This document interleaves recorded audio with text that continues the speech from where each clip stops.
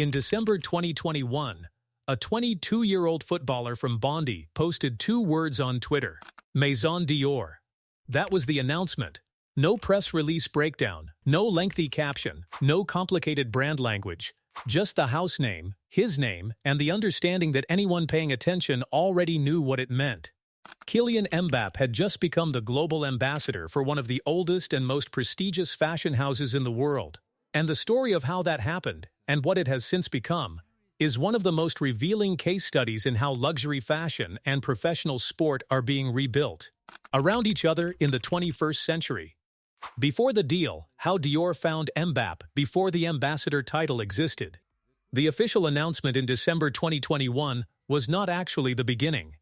By the time Dior named Mbappé its global ambassador, the relationship had already been developing for over a year through a set of connections that the fashion world understood, even if the football world did not fully track.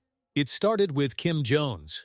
The British designer had been Dior's artistic director of menswear since 2018 and had spent those years systematically dismantling the boundary between luxury, tailoring, and streetwear culture, collaborating with Stacey, with Earl, with Sacai, and most consequentially with Nike and Jordan brand on the 𝐟𝐨𝐫𝐿 Dior, a sneaker that sold out instantly in 2020 and resold on secondary markets for multiples of its retail price.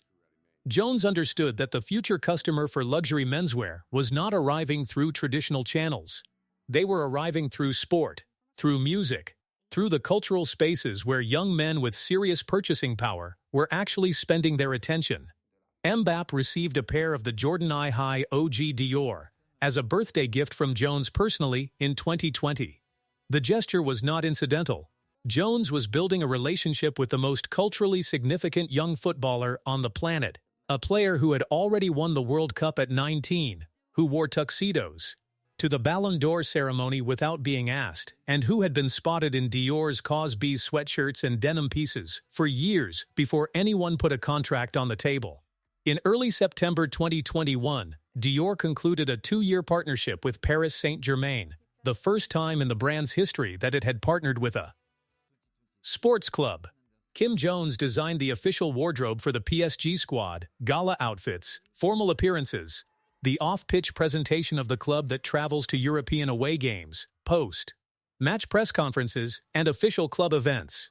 This was Dior dressing a football team, not making a capsule collection inspired by a football club, which had been done before, actually supplying the formal wardrobe of an elite professional squad.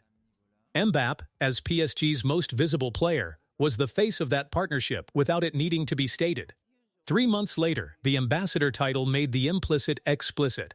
Dior was welcoming Kylian Mbappé as its newest global ambassador, representing both the menswear collections and the 𝐼 fragrance, the brand's most commercially successful male perfume globally. What the deal actually covered. The ambassador role had 2 distinct commercial components.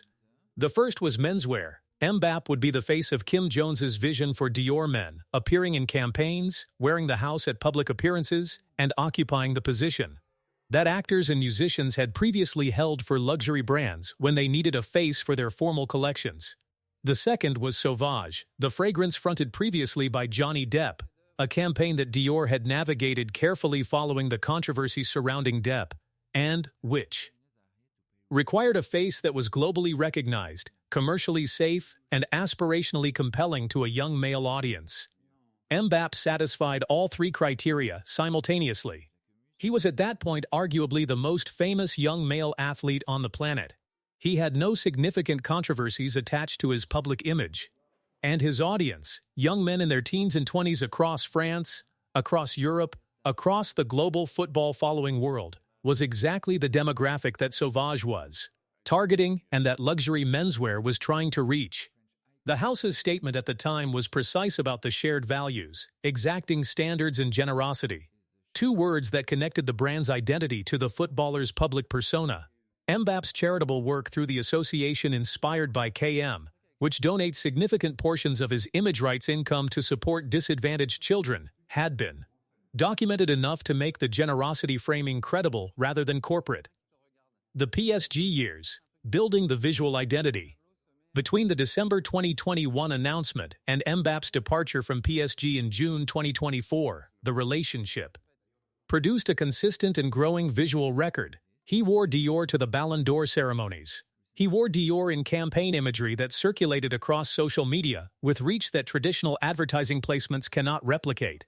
His tunnel walk at PSG games, documented with the same obsessive attention that every elite footballer's pre-match appearance receives online, became a recurring Dior showcase.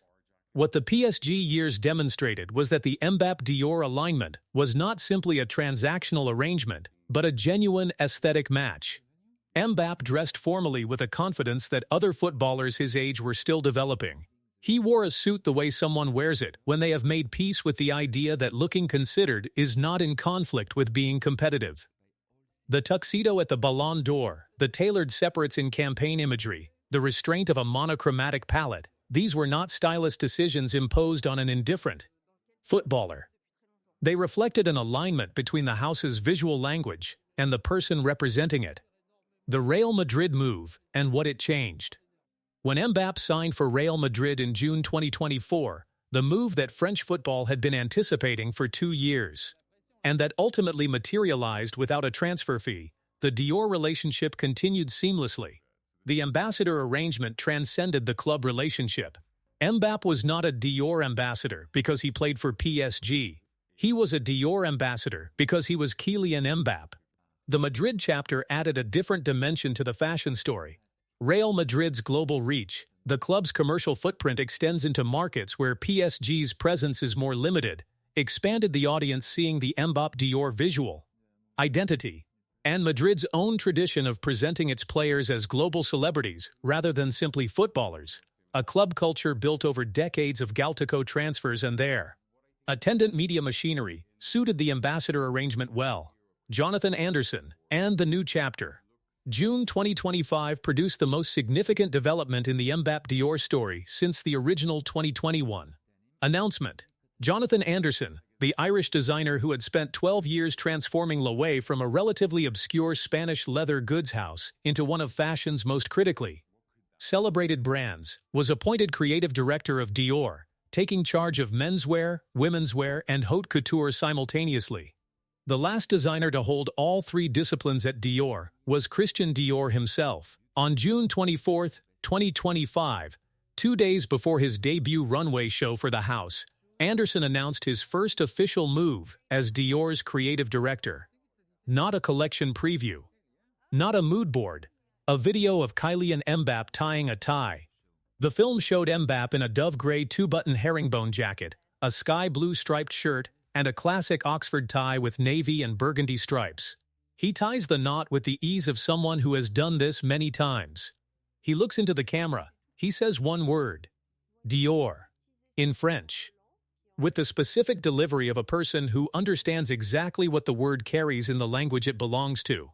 Anderson wrote on Instagram, Kylian Mbappé is the voice of a generation and an inspiration to many people in the world of sport and beyond. These films show the charm and charisma that make him the perfect ambassador for this house. The language was deliberate in ways worth unpacking. Anderson did not say Mbappé was a great footballer or a commercially powerful face. He said he was the voice of a generation, an inspiration beyond sport. The framing positioned Mbappé not as an athlete wearing clothes, but as a cultural figure whose presence in a Dior campaign communicates something about what Dior is and who it is. Speaking to in this new chapter, Anderson's aesthetic at Loewe was built on subversion and intellectual playfulness, collections that referenced craft traditions, outsider art, and cultural figures not typically associated with luxury fashion.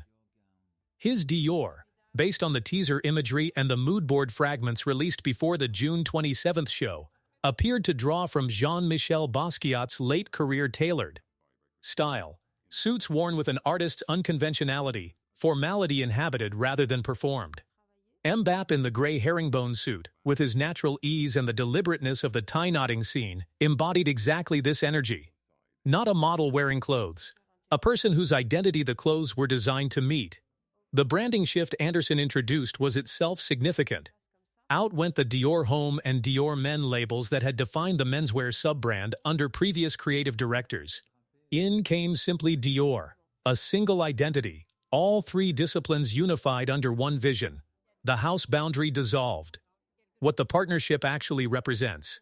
The full story of Mbappe and Dior is not simply a football star wearing expensive clothes. It is a case study in how the most prestigious names in luxury fashion have fundamentally reconsidered who their ambassador should be and what that ambassador should communicate. Dior's previous male ambassador for Sauvage was Johnny Depp, a choice that made commercial sense for over a decade and then became complicated in ways the brand had to navigate carefully. The pivot to Mbappe was not just a younger face, it was a different cultural grammar entirely. Where Depp represented a certain rock and roll outlaw masculinity rooted in 1990s Hollywood, Mbappe represents something else, a global generation of young men for whom athletic excellence, cultural awareness, and considered personal presentation are not in conflict but are the same conversation. His presence at Dior under Anderson signals where the house is pointing. Not backward toward the heritage that sustained it through the 20th century, but forward toward the generation that will define what luxury means in the 21st century. The gray herringbone jacket. The sky blue striped shirt. The Oxford tie knotted with practiced ease. One word said to camera. Dior. That was the announcement. And like most things Mbappe does, it looked effortless. Which is the whole point.